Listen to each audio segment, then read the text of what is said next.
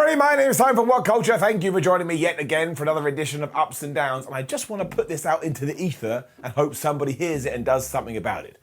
If you're running a wrestling promotion and you think you can get something on TV, just make it 60 minutes. I swear, 1 hour wrestling shows fly by quicker than I lost my hair, and I flippin' love it. This also leads me on to AEW Rampage, which is a 1 hour wrestling show, and it's time to find out whether it was any good or whether I didn't like it at all. You then go in the comments and go, Simon, you don't know what you're talking about. It's just what life is, but let's up those downs.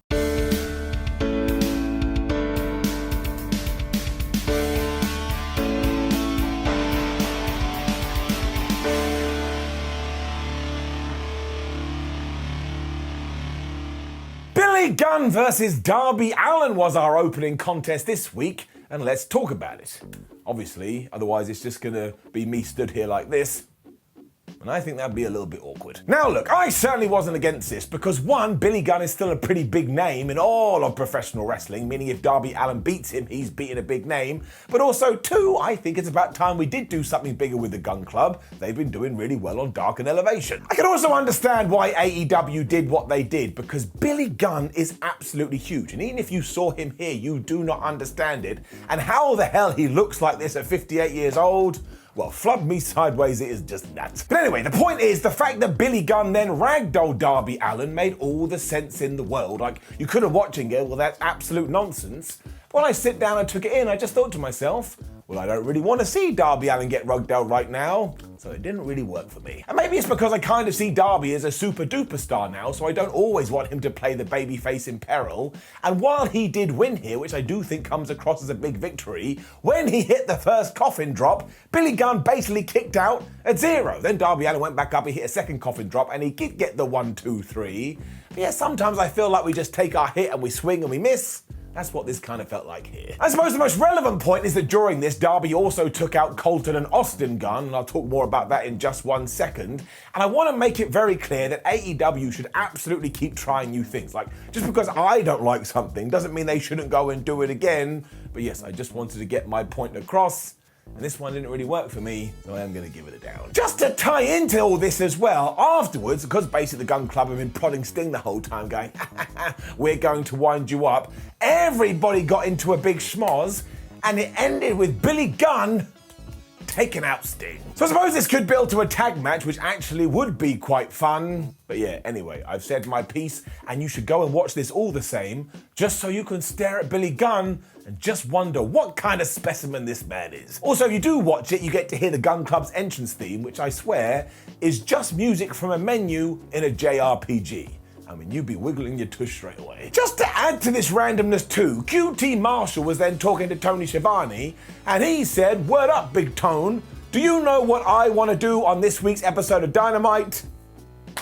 I want to face CM Punk. Now on the down low, I really like QT, so I'm well up to this match because I just love all these crazy things we are doing with CM Punk. And we cut away from this to see an Inner Circle promo and the Men of the Year going, we don't really like Chris Jericho and his group, and therefore we want to fight them. And this is really good because do not forget, at Full Gear, they didn't lose. It was America Top Team, and it is really important that both of these guys get a mega push because they're great. It was then time for match 2, which was Jade Cargill versus Red Velvet in the TBS tournament. I really enjoyed this. And this is kind of hypocritical of me because it was basically the same as our opening contest, in the sense that it was giant versus person that is not a giant. But I suppose sometimes it really does come down to the characters. As I have said many a time too, what I really get a kick out of is watching Jade Cargill and Red Velvet get better each and every week. Like seriously, go back and see what they were doing in December, November 2020, and you will witness this progression. I think it's absolutely fabulous. There was also this ridiculous rock bottom onto the ring apron by Cargill, and Red Velvet sold that like she was dead.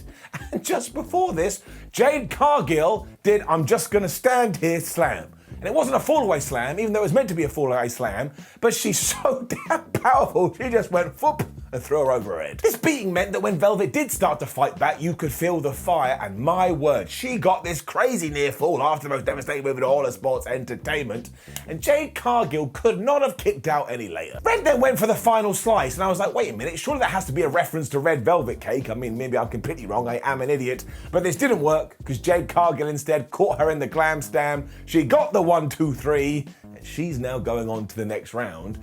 and she's probably going to win this championship, which means, yes, it will be called That Bitch Show title.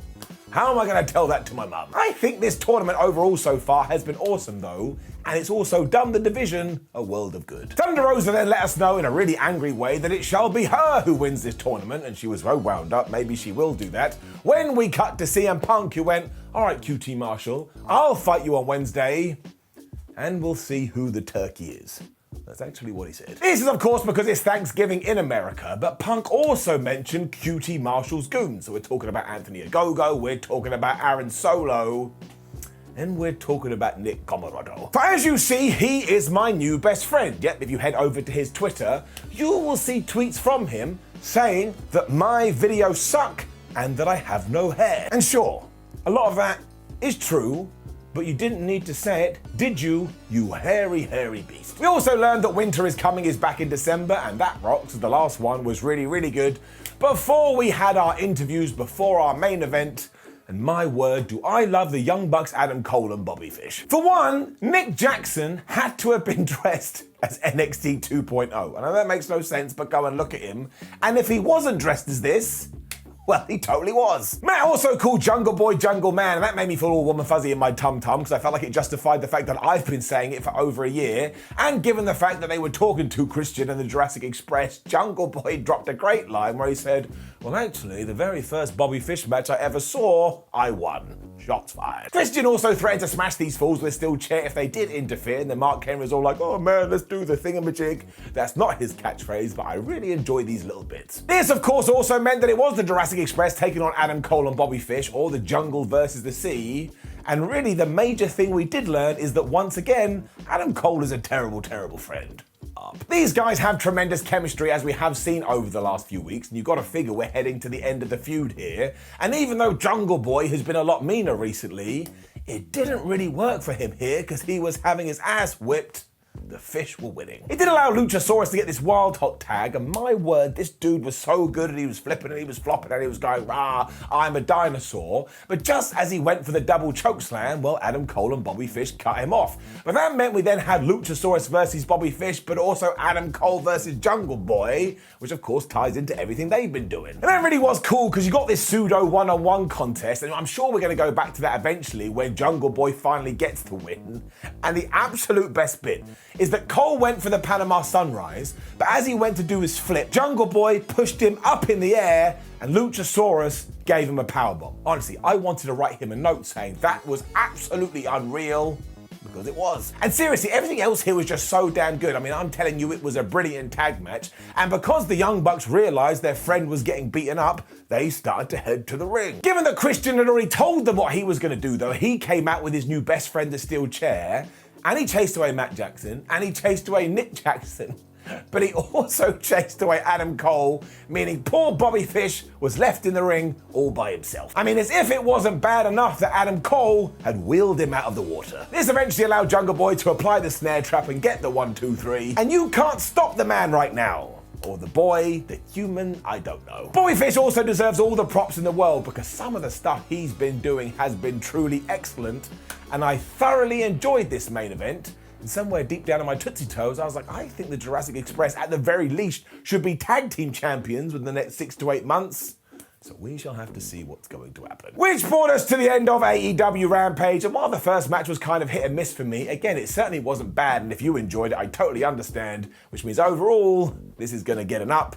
Go and watch that main event. Now, please do leave a comment below and let us know what you thought about the show last night. Like the video, share the video, and subscribe. Head on over to WhatCulture.com, where we shall keep you up to date with all the latest wrestling news. Come say hello on social media and watch videos, especially WWE SmackDown ups and downs, because that's the party of Saturday. My name is Simon for WhatCulture. Thank you for watching me as always, and I look forward to giving you a hug very, very soon.